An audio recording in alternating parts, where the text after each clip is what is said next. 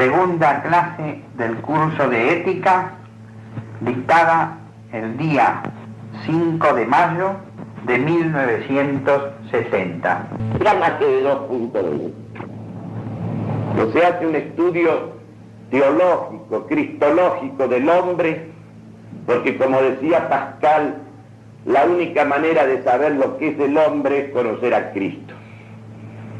Porque además Cristo es el hombre verdadero. Y el otro punto de vista es el zoológico.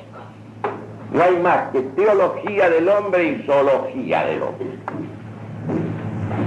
Y no hay tercera posición. Aquí el tercero también está excluido como en la lógica. O al hombre lo vemos desde Dios o lo vemos desde la bestia. No hay otra alternativa. Estamos viviendo una época donde domina la zoología, evidentemente, en todos los terrenos, tanto en el plano teórico como en el plano práctico. Por eso hemos seguido este orden en la bibliografía. Luego, para temas especiales, evidentemente San Agustín, como ustedes saben, es el gran doctor de la libertad, del mal y de la gracia. Ese diálogo sobre el libre albedrío que está en uno de los volúmenes de las obras completas publicados por la BAC, Biblioteca de Autores Cristianos, es realmente maravilloso, de una finura incomparable. Nadie ha profundizado como él el sentido del mal, el deterioro que ha sufrido la libertad del hombre por el pecado original y el significado de la gracia en la elevación y perfeccionamiento de esa libertad.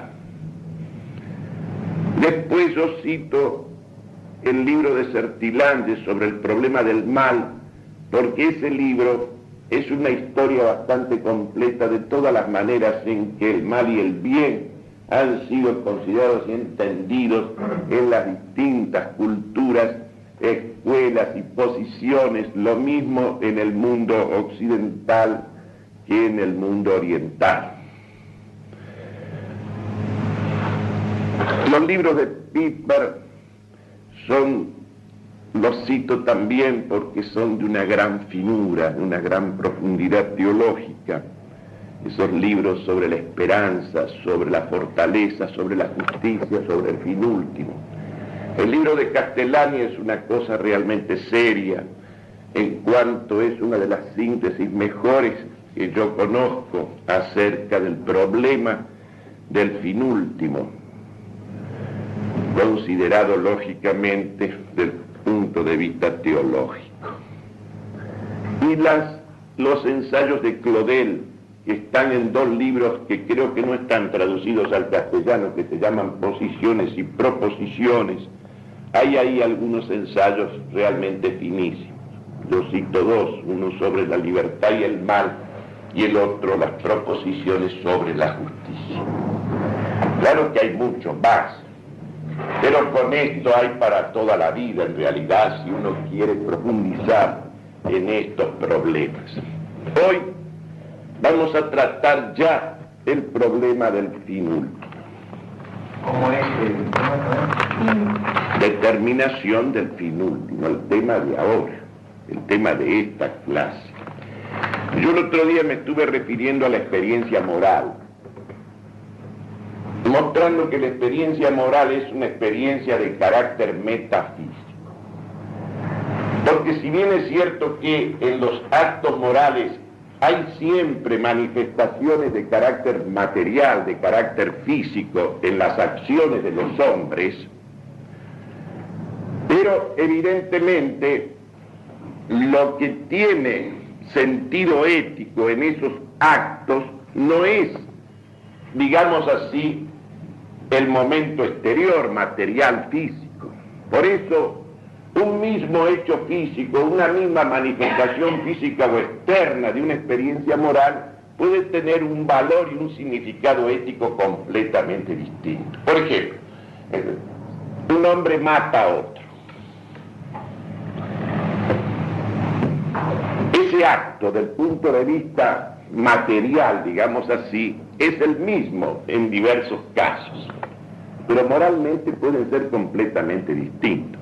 Puede ser en un caso un crimen, un acto criminal, un homicidio, un individuo que le quita la vida a otro por robarle, por pasión, por cualquier cosa. Puede ser un acto heroico también. Un acto, por ejemplo, en que un hombre lo hace en defensa de la propia vida, en defensa de su patria, en defensa del amigo, en defensa, por lo tanto, en defensa de la vida. Ofrece la vida y la quita. Hay una diferencia fundamental. En un caso, la sangre se derrama inocentemente y en otros se derrama culpablemente. Porque claro, cuando uno ve que hay un mandamiento que dice no matar, pues si usted lo toma literalmente, y si toma simplemente la formulación de la ley así, genéricamente, pareciera que toda vez que el hombre mata está faltando al mandamiento. Y eso no es verdad. Con esto se ha hecho precisamente toda la retórica pacifista, en general ha explotado las abstracciones que necesariamente el carácter genérico que tienen las formulaciones de las leyes morales para sacar conclusiones de que si bien llaman héroe a uno que mata en el campo de batalla, que mata y muere, resulta que lo llaman asesino cuando produce el mismo hecho, digamos así, en un plano, en una calle, asaltando a alguien. No, en un campo de batalla se derrama inocentemente sangre inocente. Y cuando uno mata a otro por privarlo de la vida, por una razón subalterna, o porque se considera dueño de esa vida, o porque lo quiere despojar, o por una pasión inferior, entonces la sangre, él está actuando criminalmente, está violando el mandamiento, entonces lo está violando. En el orden moral, nosotros lo que tenemos que tener en cuenta es el fin, la intención y las circunstancias en que se obra.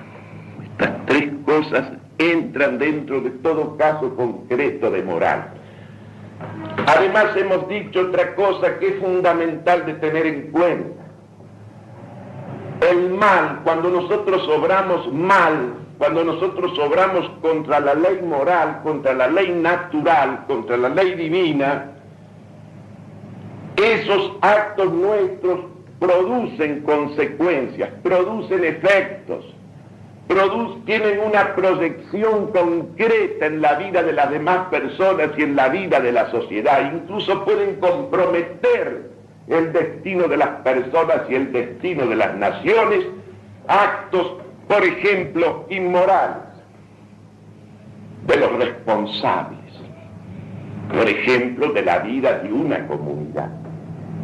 De tal manera entonces que nosotros nos encontramos con que, así como en la experiencia física, en la experiencia basada en el cálculo y en la experimentación, la verdad coincide con el éxito. Y cuando usted, como decíamos, yerra en el cálculo de la ley o en la circunstancia en que se tiene que producir una serie fenoménica, el fenómeno no se produce, la experiencia no se produce, porque aquí la verdad es el éxito, y entonces usted tiene que rectificar el cálculo, tiene que rectificar las condiciones en que se desarrolla esa experiencia. En el orden moral, el éxito no es la verdad. Primero porque acabamos de ver que cuando obramos negativamente, desde el punto de vista moral, se producen consecuencias, y a veces puede ser de enorme trascendencia esas consecuencias, tanto para la vida de la persona que obra así como para los demás que soportan o padecen las consecuencias de esa acción, tanto en el plano personal como colectivo. Además, hay un hecho que es evidente. En el campo de la experiencia moral hay una cosa nueva y distinta y única, que es el ejemplo. La moral, el mundo de la experiencia moral es el lugar de los ejemplos, es el lugar de los prototipos, de los arquetipos, de las ejemplaridades positivas o negativas. En cambio, el otro campo de la experimentación físico-matemática es el campo de los experimentos, de los cálculos y los experimentos que son totalmente indiferentes desde el punto de vista moral. Ahora bien, ¿qué nos revela la interpretación de la experiencia ética, que es una experiencia concreta, mucho más real que la experiencia física, mucho más real, y además una experiencia en que está comprometido el hombre en su ser, en su destino, en su responsabilidad? ¿Qué es lo que nos revela? Nos revela que el agente que actúa allí es un agente que es un ser racional, un ser intelectual, con libre albedrío y con dominio de sus actos, como dice Santo Tomás en el prólogo justamente a la cuestión primera de esa sesión primera de la parte segunda de la Suma Teológica. Porque es evidente, cuando yo pondero el sentido ético de una acción, me encuentro allí con que esa acción pertenece o emana de un agente, de un sujeto que es racional, que es intelectual, que tiene conocimiento de lo que hace, del fin que mueve su acción y que actúa con libre albedrío y dominio de sus actos, en el sentido de que él conduce su acción, él se lleva al fin conocido, no es llevado como por ejemplo el animal irracional por su instinto a donde tiene que ir. De manera que resulta patente para la inteligencia. Entender quiere decir leer adentro, leer en la esencia, en el sentido y en el fin de eso que la experiencia nos brinda. Es patente que nos encontramos allí con un agente de esas acciones que es un ser racional y libre y responsable de sus actos, y que actúa ordenado a un fin, y a un fin último, como veremos enseguida, a un fin último, a un fin último al cual él accede como conocimiento por la inteligencia racional, y hacia el cual se mueve por la voluntad. El hombre es un ser compuesto de un alma inteligente y capaz de querer, unida sustancialmente a un cuerpo. Ese cuerpo que es parte sustancial y que es parte integral del hombre, lo mismo en esta vida que en la otra, que en la vida eterna para el creyente, porque el hombre es su alma y su cuerpo, pero el cuerpo está para el alma, para la perfección del alma. El cuerpo no es un obstáculo para que el alma se realice plenamente como alma, el alma inteligente y capaz de querer. El cuerpo está para servir a la perfección espiritual del hombre. Ese es el sentido que tiene su lugar en la constitución de la persona humana. El cuerpo es una cosa seria. El cuerpo en realidad es una cosa sagrada. Y la prueba está que el misterio más profundo de nuestra fe es la resurrección de la carne. Porque claro, si el alma sola se salvara, no habría salvación del hombre. Uno se da cuenta que el hombre se salva entero, cada uno en la integridad de su ser, o si no, la salvación es una figura retórica, no tiene sentido. Por eso también el sentido del cristianismo está dirigido concretamente a cada hombre. Él ha venido para cada hombre, muerto y vivo. Y para los que van a venir, para cada uno en particular, porque cada uno comporta un destino personal y una proyección en la eternidad.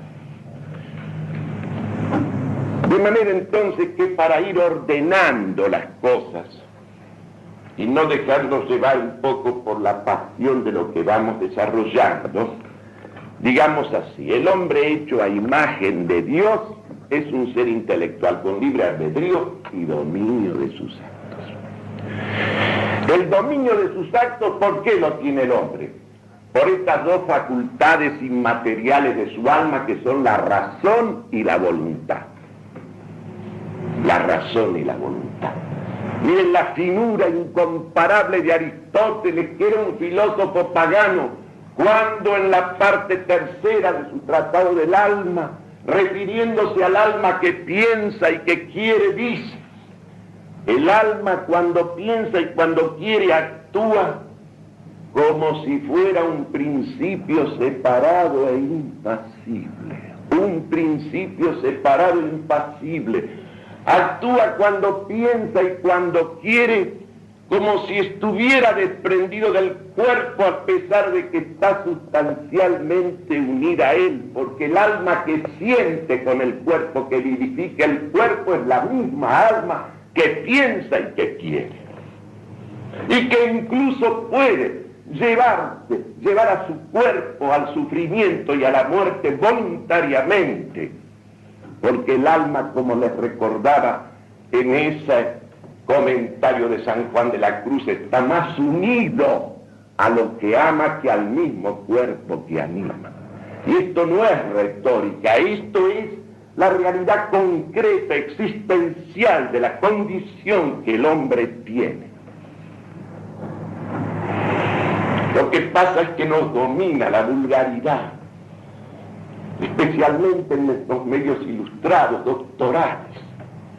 Este es un país donde ha disminuido de tal modo, las verdades han disminuido, que se ha cumplido aquella cosa siniestra que en el siglo pasado formularon los liberales laicistas y luego continuaron los reformistas, que es esto que se llamó desaristotelizar la universidad, que es despojar a la mente de la vida natural, que es metafísica, de su actividad más propia y más pura.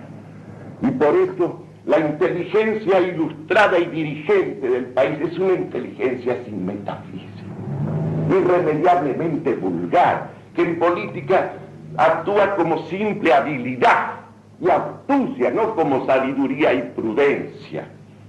Es una inteligencia servil la nuestra.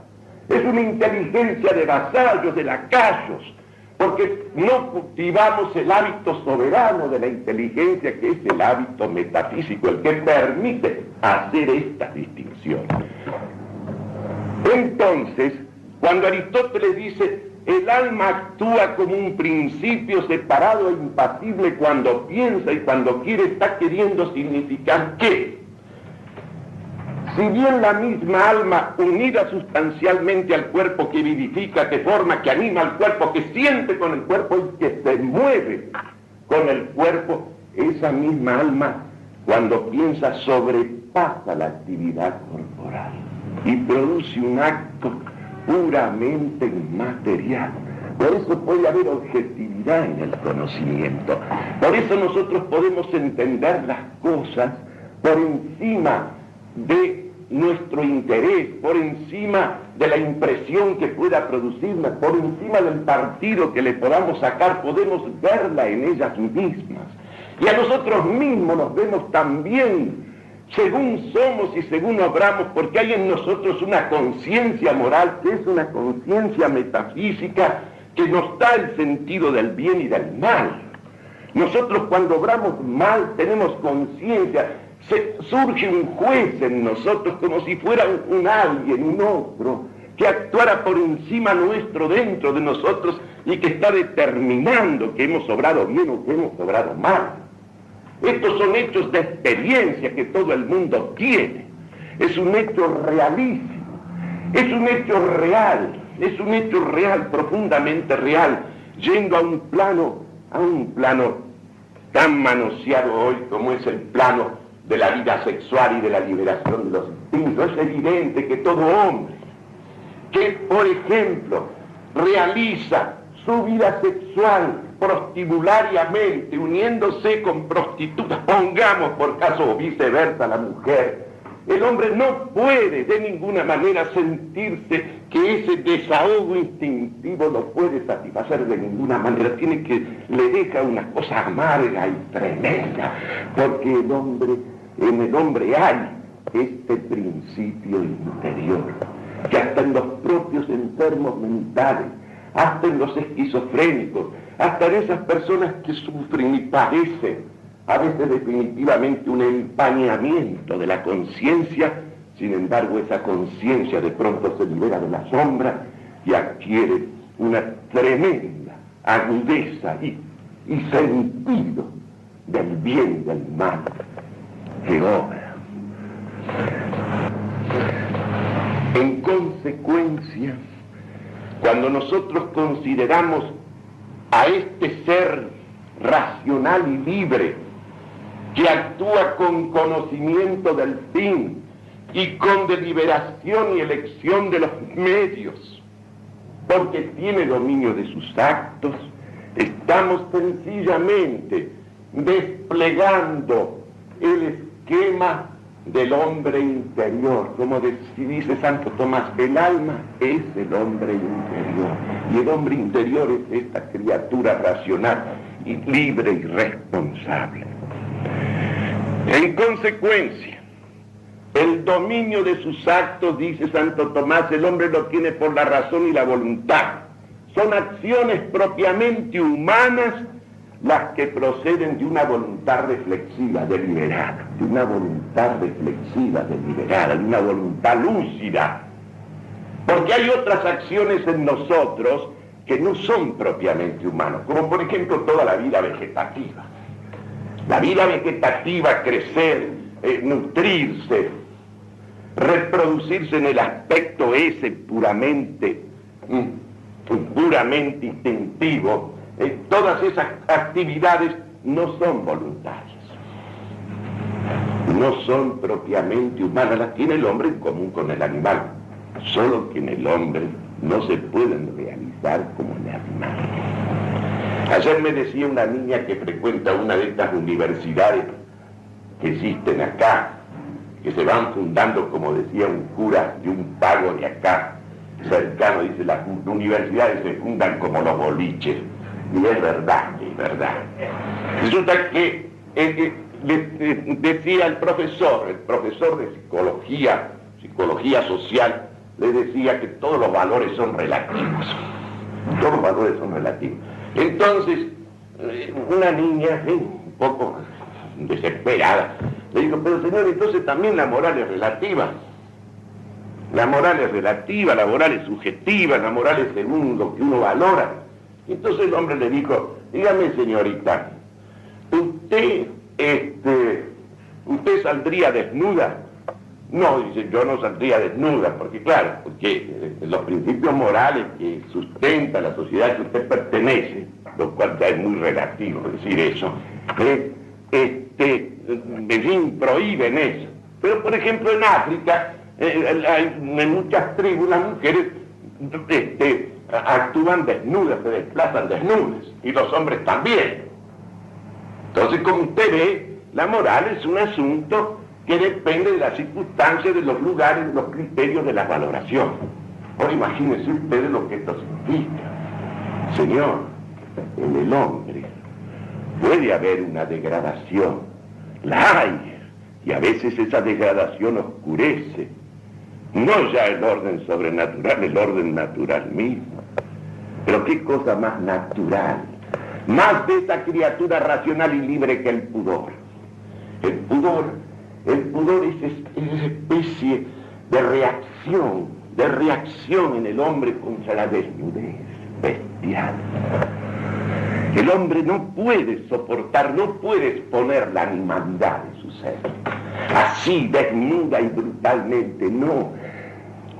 Hasta el hombre en la comida, no hablo ya de otras expresiones de la vida animal, pero cuando come el hombre, ¿por qué necesita comer en compañía y dialogar? Porque tiene que cubrir con espiritualidad la tremenda bestialidad del acto, como cualquiera lo puede documentar viendo una persona comiendo sola. Es una cosa bestial, y una fealdad horrible. No es una cosa que a mí se me ocurre, pero ahora que están tan difundidos todos estos comedores al paso, y que la gente está ahí devorando en esa forma, en ese aislamiento de animal, es una cosa terrible, porque lógicamente el pudor es simplemente la presencia de lo espiritual en el animal. Hay una necesidad de cubrir, hay una necesidad de ocultar esa presencia inmediata, esa desnudez inmediata. Y usted cubre con el diálogo, y el diálogo en compañía. Por eso también el buen vino es indispensable para la espiritualidad de la comida. Y nuestro Señor Jesucristo, no se olviden, no solo eligió el vino para hacerse presente realmente al hombre, sino que además el primer milagro fue eso. Esa preferencia por el vino es porque el vino tiene un sentido espiritual de contemplación evidente. En consecuencia, el objeto de la voluntad humana, dice Santo Tomás, es el fin y el bien. Y por lo tanto todas las acciones humanas son por un fin. Son por un fin conocido, asumido por el hombre. En función de ese fin conocido, el hombre delibera y elige los medios, porque la voluntad de elección no se extiende al orden de los fines.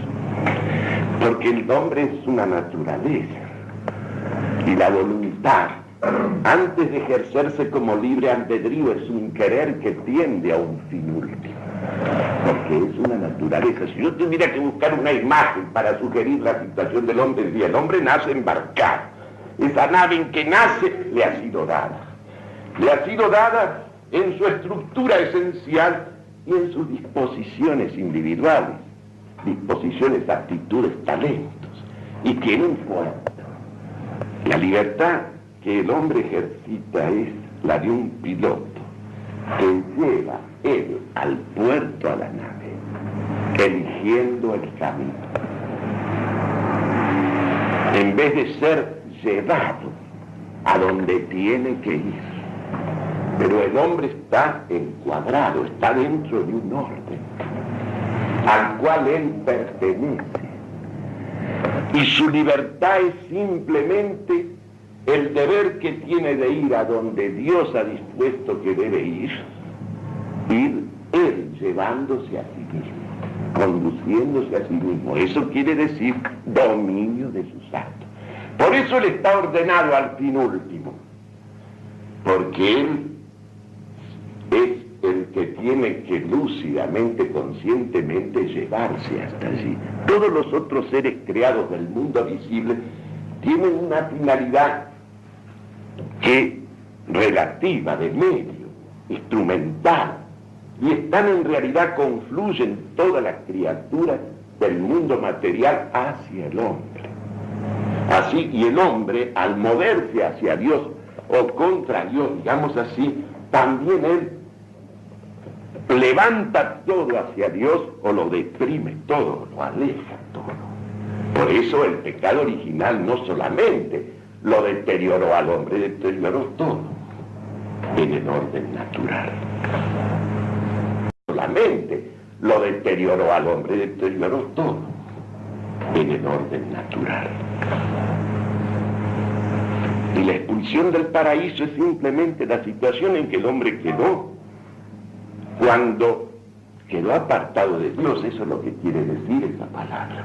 Quedó solo consigo mismo, y entonces el hombre dividido de Dios se vuelve inhumano con los demás, con él mismo y con todo. Y todo se deprime, se ensucia, se empaña. El objeto de la voluntad es el fin y es el bien. El fin es el último en el orden de la ejecución. Claro, el cumplimiento de un fin es el último acto cuando ejecutamos algo, pero en la intención es el primero. El fin último es primero en la intención del que obra. Y en orden a la ejecución es lo último. Pero en la intención es lo primero. Y agrega Santo Tomás, el fin es el último en el orden de la ejecución, pero es el principio en la intención de la gente. Por eso tiene razón de causa. Por eso tiene razón de causa, el fin tiene razón de causa, es el que me mueve a mí a obrar en esa dirección. Y para obrar en esa dirección, para llegar a ese término, yo tengo libertad, albedrío, para elegir los caminos, para elegir los medios, para elegir los bienes particulares, que son elegibles porque son contingentes. Como son contingentes también los juicios del hombre acerca de las cosas concretas, porque esta mental está cerrada, pero podría estar abierta. Hay una indeterminación en todos los juicios existenciales,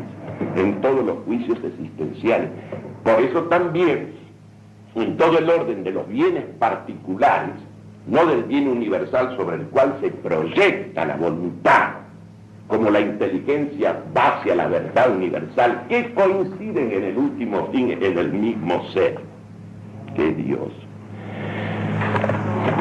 Tiene libertad para elegir entre la multitud de los bienes, tiene particulares, tiene albedrío. Por eso es lo que se llama, como veremos en filosofía, la indiferencia dominadora de la voluntad. Pero esa indiferencia dominadora de la voluntad es sobre la multitud de los bienes particulares, no sobre el bien último. Hacia él estamos, digamos así, tendiendo necesariamente, porque es el puerto a que estamos destinados. Es imposible que lo primero que se apetece, que es el fin, esto es importantísimo, sea idéntico con el querer. El querer mismo, el acto de querer, no puede ser el fin. Por eso Kant dice mal, erróneamente, cuando pretende que la buena voluntad, ese es el acto moral supremo, o el deber por el deber mismo, que es otro disparate. O esos otros, ahora los de la ética personalista, estos progresistas que dicen que la verdadera y plena libertad y moralidad del acto humano es actuar con libertad, no actuar bien. No, el acto moral es actuar bien con libertad, pero actuar bien. Este es el sentido del acto moral. No que se pretende que el acto moral o la moralidad consiste en actuar con libertad. Que el hombre debe actuar libremente, no hay duda, pero haciendo lo que debe, yendo a donde tiene que ir. No, lo radical, lo fundamental no es que actúe con libertad, sino que actúe bien con libertad. Esto es lo fundamental. Entonces, el orden de la ley natural y de la ley divina y de los mandamientos, etcétera, tiene un peso decisivo. ¿Por qué? Porque pertenece al orden de los fines. sobre los cuales no tenemos albedrío. Entonces lo fundamental en el acto moral no es actuar con libertad, sino actuar bien. Es como se dice ahora, cuando dice la autenticidad. La autenticidad. Quiere decir que uno, en nombre de la autenticidad, produce cualquier cosa. Se manifiesta en la impuricia total, se manifiesta en la forma más vil, pero es auténtico porque el hombre con sinceridad manifiesta lo que siente. No, la sinceridad bestial es inmoral la sinceridad bestial. Porque a veces el hombre tiene que disimular lo que le pasa por respeto a la ley moral, por respeto a la persona del otro y a la propia. No se trata de una sinceridad todo trance. Todo esto que hoy se exhibe como una especie de rebelión de la juventud, sí, que nos rebelemos contra las cosas falsas, rutinarias, farisaicas, todo eso está bien. Pero lo que pasa es que la rebelión va contra el orden esencial, el orden querido por Dios, no solamente contra los fariseísmos que siempre han existido, los rutinarismos que siempre han existido. Mucho más importante que la autenticidad es la verdad. Lo que tenemos que ser es verdaderos. Y ser verdadero es la inteligencia conformándose a lo que es. Y actuar bien y noblemente y honestamente es actuar según el orden de la verdad y de la razón, que es el orden mismo de las esencias, que es el orden mismo de las cosas. Entonces, sintetizando, dice Santo Tomás, en esa misma parte, en esa misma cuestión primera, un ser que actúa o se mueve tiende al fin de dos modos.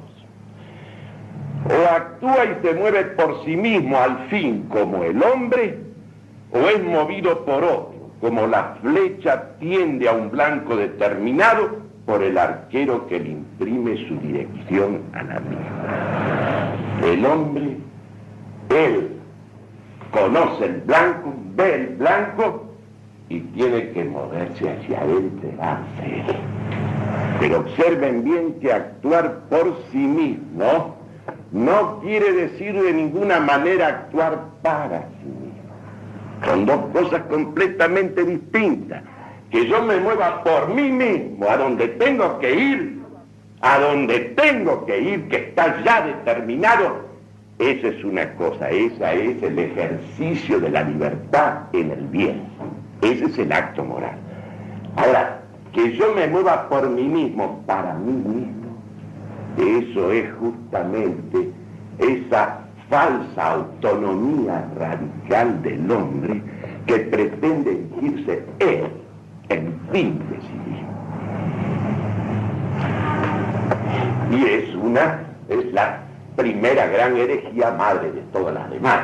Porque cuando el hombre lo desacató a Dios fue porque se eligió a sí mismo, en vez de elegirlo a él, que era el mejor. Y observen el paralelismo que existe entre la vida de la inteligencia y de la voluntad. La inteligencia conoce el orden de las esencias creadas.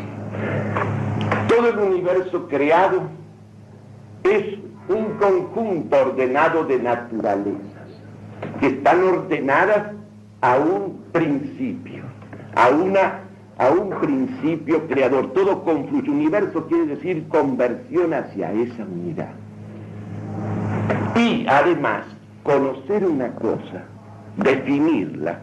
Y además, conocer una cosa, definirla, como ya enseñó Platón, es conocer su última distinción.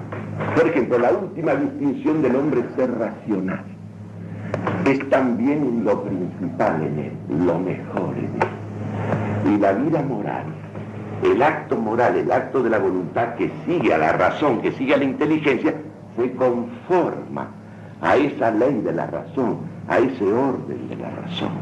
Cuando la voluntad se mueve en la dirección de lo mejor, se mueve en el mismo sentido que la inteligencia intencionalmente en la dirección de la última distinción, porque la última distinción de cada cosa es lo primero y principal de cada cosa. Una cosa es sobre todo lo principal de ella. Y el acto moral es una preferencia reflexiva de lo mejor. El hombre se orienta siempre en cualquier acto particular o relativo. El hombre, cuando obra bien, está ordenando ese acto parcial a ese movimiento final hacia el último fin, hacia lo mejor. Lo mejor de lo mejor es Dios, que es la suma perfección. Cuando yo formulo un juicio verdadero acerca de una cosa determinada, ese juicio verdadero está en el orden mismo de la verdad total y de la jerarquía de la verdad, y se mueve en la dirección también de la verdad última, que es la suprema distinción, porque Dios es el distinto por excelencia. Él es la distinción máxima. Por eso lo que lo refleja a Él en el mundo creado es la distinción. No es lo común. No es lo que nivela, no es lo que masifica. Dios no podría haber sido creador de un mundo de cosas iguales y uniformes. Dios ama la distinción. Y observen, así como conocer es distinguir, amar es preferir. Todo amor implica preferencia. Que amemos a todos los prójimos en Dios, admitido, pero que nadie me diga que se puede amar igual a todos. No. Hay unos que son más cercanos que otros para cada uno. Porque así Dios lo ha querido, porque la naturaleza lo establece, porque la circunstancia lo establece. Cuando hablamos de lo igual tenemos que tener cuidado, porque lo igual, el sentido profundo de lo igual, es el sentido de la distinción. Lo igual es cada cosa en su sitio. Y cuando se verdaderamente ama a aquel que es superior y lo trata a aquel que es subordinado con toda dignidad y honor, no es que lo hace igual a él, sino que le da un trato y una dignidad y un reconocimiento de hermano suyo en Cristo, pero cada uno es quien es. No es como dice el demagogo que hay que rebajar el lenguaje para hablarle a la multitud, para que entienda. Eso es envilecer a la multitud y envilecerse él. Eso es denigrar y faltar el respeto a la persona humana que hay en cada uno de esos hombres de la multitud. Cuando el Quijote le hablaba a la multitud, le hablaba a los cabreros, ¿qué lenguaje empleaba? El lenguaje más alto, el lenguaje del Señor, y los hacía señores con el poder de la palabra, porque despertaba en cada uno de esos seres toda la dignidad de la criatura hecha imagen y semejanza de Dios. Eso es hablar en el orden debido, eso es hablar como Dios manda, lo mejor, y despertar lo mejor. Y hasta cuando hablaba con prostitutas, les hablaba de tal modo, las trataba de doncellas, y las pobres, dice Cervantes, se corrieron, porque en esa mujer degradada, esa palabra del señorío despertaba en ella la dignidad perdida, la devolvía la dignidad, el poder de la palabra, que es el poder de los poderes, porque todo ha sido creado por él. Hay un fin último al cual está ordenado el hombre con todo su ser, inteligentemente con su razón y voluntariamente con su voluntad, con su poder de querer. Y ese fin último, subjetivamente considerado, es esa aspiración natural que todos los hombres tienen a la felicidad. Y ese bien objetivamente considerado es Dios mismo, el bien total, el bien absoluto, porque es el único que puede colmar, saciar definitivamente. No puede ser el bien último ninguna cosa creada, no puede ser el dinero, no puede ser el honor, no puede ser la gloria, no puede ser el poder, que es cosa tan seria, pero el poder es un principio que lo mismo sirve para obrar el bien que para obrar el mal. Y el bien absoluto es un bien total. Y no puede ser un bien corporal como la salud, que es una cosa tan apreciable. Pero no, el hombre no está aquí para semillas. Entonces la salud no puede ser un cuidado primordial.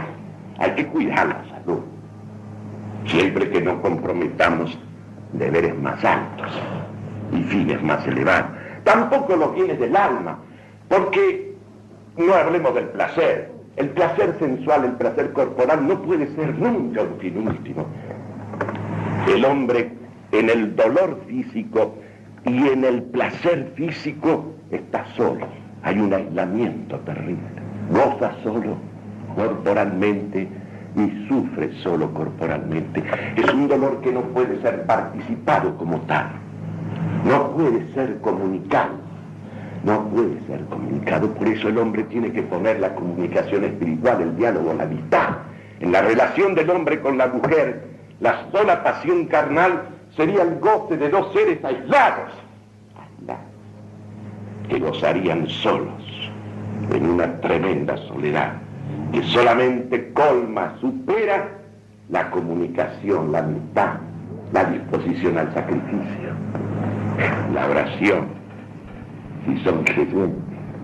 La cosa es clara como la luz del día, ni el placer, tampoco las cosas del alma, como la ciencia y la virtud, porque la ciencia que podemos tener de Dios es una ciencia, un conocimiento indirecto, lo conocemos a través del orden creado, lo conocemos analógicamente, lo conocemos más bien por vía de negación, me refiero con la razón natural, y en el orden del amor, en el orden de la voluntad, considerado en el plano natural, el hombre es capaz, sí, de amistad pura, de amor verdadero. Alguna vez, aún el pagar, ¿cómo no va a ser posible si hay actos maravillosos de sacrificio, de dar la vida por otro? Pero evidentemente todo eso tiene una precariedad, todo eso tiene una limitación. Ningún bien creado es el bien último. Repito, ni los bienes exteriores, como la riqueza, como el honor, como la fama, como la gloria, como el poder, ni los bienes corpóreos como la salud o como el placer corporal, ni los bienes del alma como la ciencia y la virtud, porque todos tienen una irremediable limitación. Y además, todos están siempre expuestos a corroerse, a corromperse, a degradarse, a perderse. Y el bien absoluto es una cosa inmutable que te colma definitivamente. Este es el sentido, hacia eso se mueve el hombre con todo su ser, lúcida y libremente, incluso en el plano natural, como lo demuestra ese pensamiento soberano de los grandes maestros de la filosofía griega, que alcanzaron en medio de todas las limitaciones y de todas las sombras y de todas las degradaciones, elevaron la mente y la voluntad a un conocimiento de la verdad y del bien, que es en ese orden un magisterio permanente para todos nosotros. Ya había tocado la hora, ¿no es cierto? Sí. Bueno, perdónenme, pero claro, uno no puede ser un límite demasiado.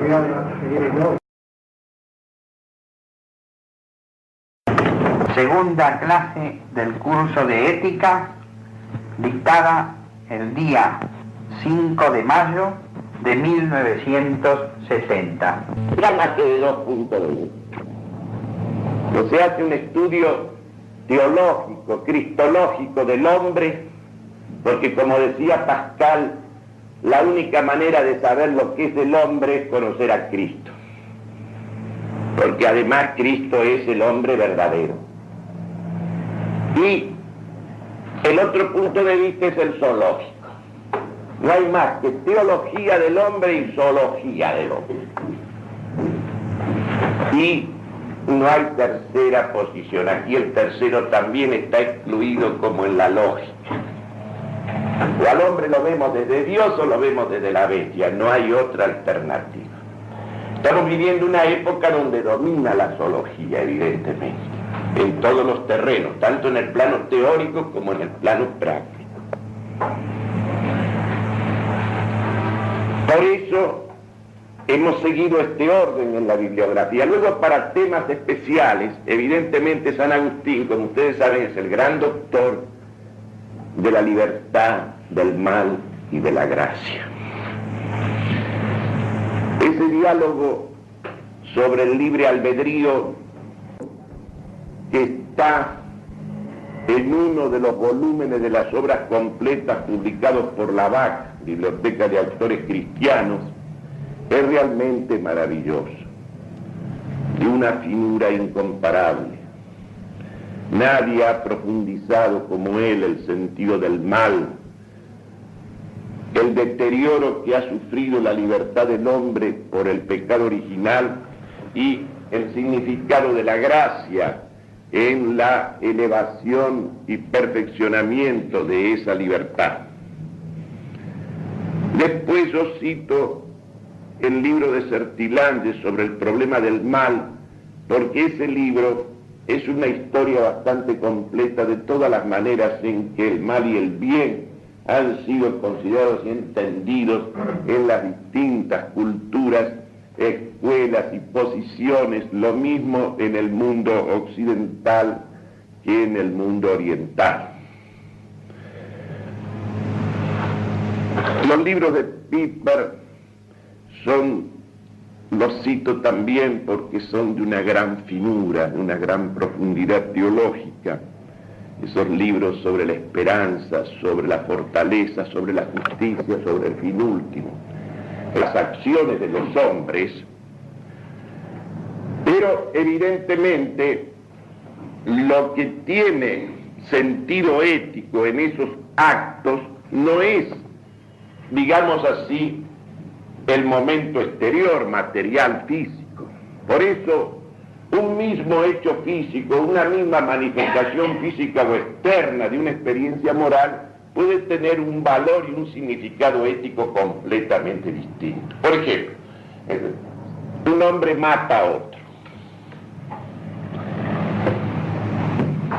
Ese acto, del punto de vista material, digamos así, es el mismo en diversos casos, pero moralmente pueden ser completamente distintos. Puede ser en un caso un crimen, un acto criminal, un homicidio, un individuo que le quita la vida a otro por robarle, por pasión, por cualquier cosa. Puede ser un acto heroico también. Un acto, por ejemplo, en que un hombre lo hace en defensa de la propia vida, en defensa de su patria, en defensa del amigo, en defensa, por lo tanto, en defensa de la vida. Ofrece la vida y la quita. Hay una diferencia fundamental. El libro de Castellani es una cosa realmente seria, en cuanto es una de las síntesis mejores que yo conozco acerca del problema del fin último, considerado lógicamente desde el punto de vista teológico. Y los ensayos de Claudel, que están en dos libros que creo que no están traducidos al castellano, que se llaman Posiciones y Proposiciones, hay ahí algunos ensayos realmente finísimos. Yo cito dos, uno sobre la libertad y el mal, y el otro, las proposiciones sobre la justicia. Claro que hay mucho más, pero con esto hay para toda la vida, en realidad, si uno quiere profundizar en estos problemas. Hoy vamos a tratar ya el problema del fin último. ¿Cómo es el Determinación del fin último, el tema de ahora, el tema de esta clase. Yo el otro día me estuve refiriendo a la experiencia moral,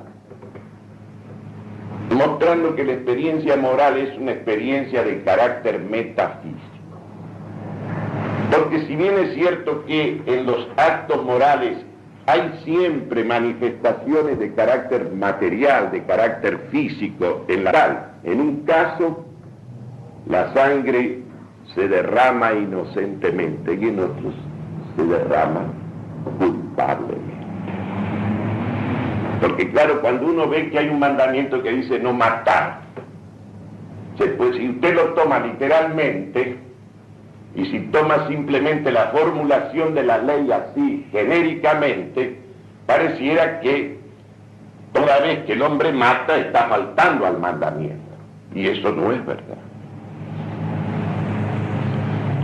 Con esto se ha hecho precisamente toda la retórica pacifista, en general ha explotado las abstracciones que necesariamente el carácter genérico que tienen las formulaciones de las leyes morales para sacar conclusiones de que si bien llaman héroe a uno que mata en el campo de batalla, que mata y muere, resulta que lo llaman asesino cuando produce el mismo hecho, digamos así, en un plano, en una calle, asaltando a alguien.